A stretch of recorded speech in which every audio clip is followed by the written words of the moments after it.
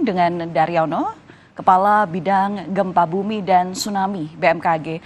Selamat pagi Pak Daryono, bisa mendengar suara saya ya Pak ya? Ya, selamat pagi Pak. Selamat pagi.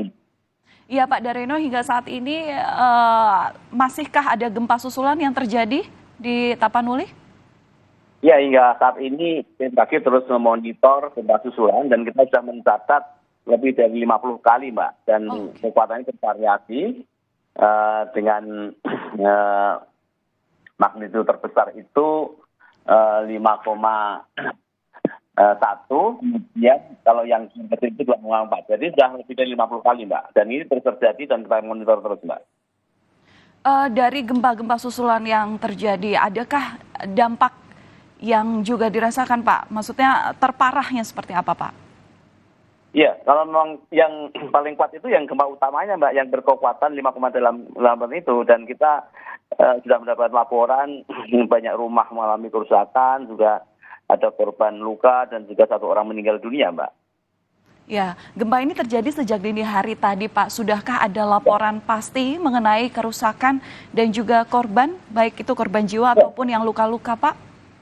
Iya, saya sampaikan tadi bahwa gempa ini bersifat destruktif ya, karena ini adalah gempa jenis shallow crustal earthquake ya. Jadi gempa shallow crustal earthquake itu gempa kerak dangkal ya, yang mana dipicu oleh aktivitas aktif ya, yang kekuatan yang dangkal, tapi kekuatannya cukup kuat, 5,8, sehingga menimbulkan kerusakan beberapa rumah ya, dan kami masih pantau terus, juga bangunan rumah sakit yang kerusakan, ada yang luka-luka dan 1 orang meninggal dunia.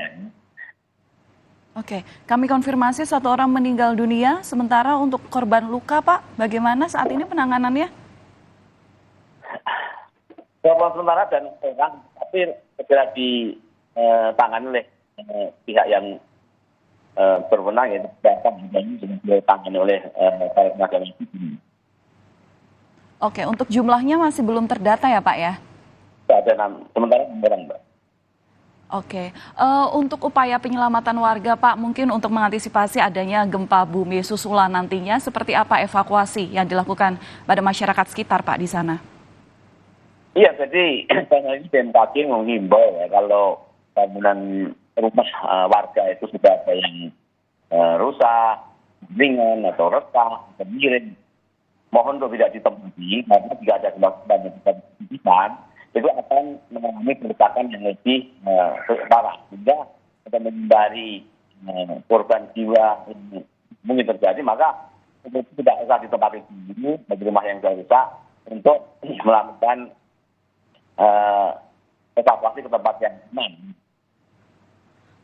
Diungsikan kemana Pak? Itu tadi kalau di layar Kompas TV ini terlihat bagaimana rumah ini hancur, bahkan bisa dibilang tidak layak huni seperti itu. Untuk korban yang menjadi memiliki pengalaman seperti ini, saat ini diamankan atau diungsikan di mana Pak? Dan apa bantuan yang saat ini dibutuhkan oleh warga? Masyarakat bisa melakukan evakuasi sementara di tempat-tempat lapang ya, kan tempat lapang yang jauh dari bangunan tinggi, kemudian jauh dari jalur listrik, kemudian juga jauh dari tebing, karena tempat-tempat ini bisa menimbulkan bahaya jika terjadi signifikan Mbak. Jadi masyarakat yang rumahnya rusak tidak menempati diri dan berada di tempat yang aman Mbak. Oke, untuk distribusi logistik dijamin aman Pak untuk mereka yang saat ini sedang mengungsi? Atau ada yang dibutuhkan mungkin supaya bisa ada bantuan dari warga luar daerah misalnya nanti? Ya, kalau pertanyaan seperti ini mohon disampaikan ke Badan Bencana Daerah ya, dengan verifikasi. Terima kasih. Baik Pak, terima kasih atas informasi Anda. Semoga nanti untuk proses evakuasi yang juga nanti dibantu oleh tim SAR ataupun BPBD juga bisa berjalan dengan lancar, dan tentunya harapannya tidak akan ada korban jiwa lagi ataupun juga korban luka menyusul adanya potensi gempa-gempa susulan yang mungkin bisa terjadi hari ini. Terima kasih Pak Daryono, Kepala Bidang Gempa Bumi dan Tsunami BMKG.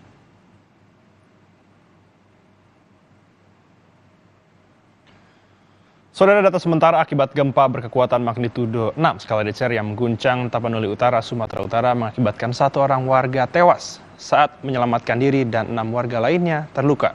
Gempa juga menyebabkan sejumlah rumah rusak di beberapa kecamatan.